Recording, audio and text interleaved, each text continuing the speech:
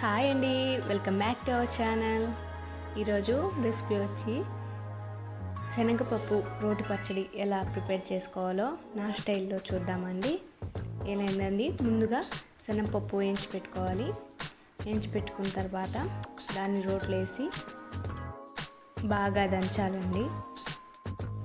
అది మెదిగే లోపల మనం స్టవ్ మీద బాండిల్ పెట్టి పండుమిర్చి వేసి బాగా ఫ్రై చేయాలండి.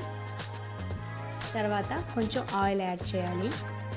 నేరుగా ఆయిల్లో పండుమిర్చి వేస్తే చిటపటలాడతాయండి.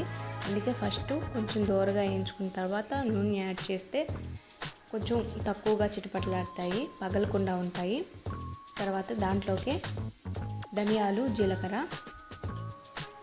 కొంచెం ఆవాలు వేసి బాగా ఫ్రై చేసి పక్కన పెట్టుకోవాలండి.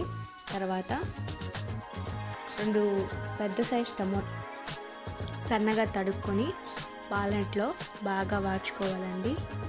ఉప్పు యాడ్ చేస్తే టమోటాలు తొందరగా మగ్గుతాయండి. తర్వాత కొంచెం చింతపండుని నానబెట్టుకొని పక్కన పెట్టుకోవాలండి. తర్వాత ఈ దంచుకుంటున్న మిశ్రమంలోకి మనం వేయించి పెట్టుకున్న జీలకర్ర, ధనియాలు వేసి బాగా మిక్స్ చేసి బాగా దంచాలండి. దంచుకున్న తర్వాత ఈ మిశ్రమాన్ని పక్కకు తీసి పెట్టుకోవాలండి. ఎందుకంటే ఇప్పుడే దీంట్లో మనం వేయించి పెట్టుకున్న పండుమిర్చి వేస్తే బాగా మెతగదండి. అందుకని ఇది పక్కకు తీసి పెట్టుకున్న తర్వాత పండుమిర్చి వేసి కొంచెం తగినంత ఉప్పు వేసి బాగా దంచాలండి.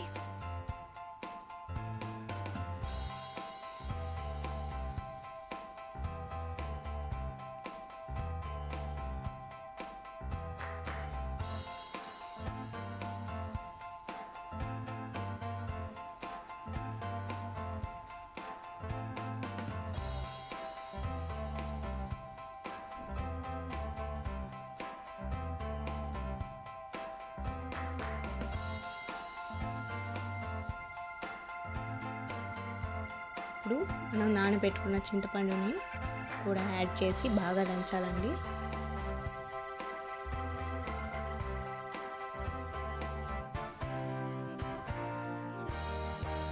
తర్వాత మనం వేయించి పెట్టుకున్న టమోటా గ్రేవీని కూడా యాడ్ చేసి బాగా మిక్స్ చేయాలండి.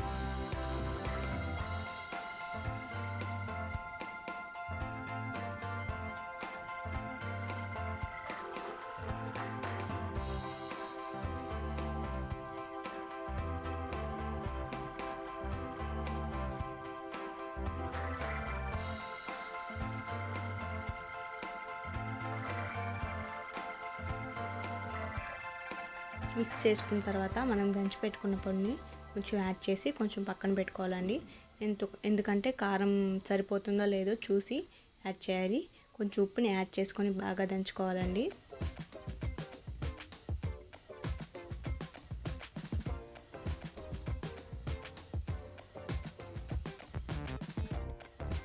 నాకైతే కారం సరిపోలేదండి, కారం చాలా ఎక్కువ ఉంది. అందుకే నేను మళ్ళీ యాడ్ చేశాను మిగిలిన పొడిని. తర్వాత ఒక మీడియం సైజు ఉల్లిపాయ వేసి బాగా దంచుకోవాలండి. దంచుకొని ఉప్పు, కారం అన్నీ సరిపోయిందో లేదో ఒకసారి టేస్ట్ చేయాలండి. ఇంతే అండి, సింపుల్గా టేస్టీగా టమోటా రోటి పచ్చడి నా స్టైల్లో. మీకు నచ్చితే మీరు ట్రై చేయండి, సబ్స్క్రైబ్ చేయండి, లైక్ చేయండి, కామెంట్ చేయండి. నా ఛానల్ మాత్రం ఫాలో అవ్వండి. ఉంటాను. Until then bye, tata. ఇంకో రెసిపీతో నెక్స్ట్ వీడియోలో మళ్ళీ కలుద్దాం. Bye bye.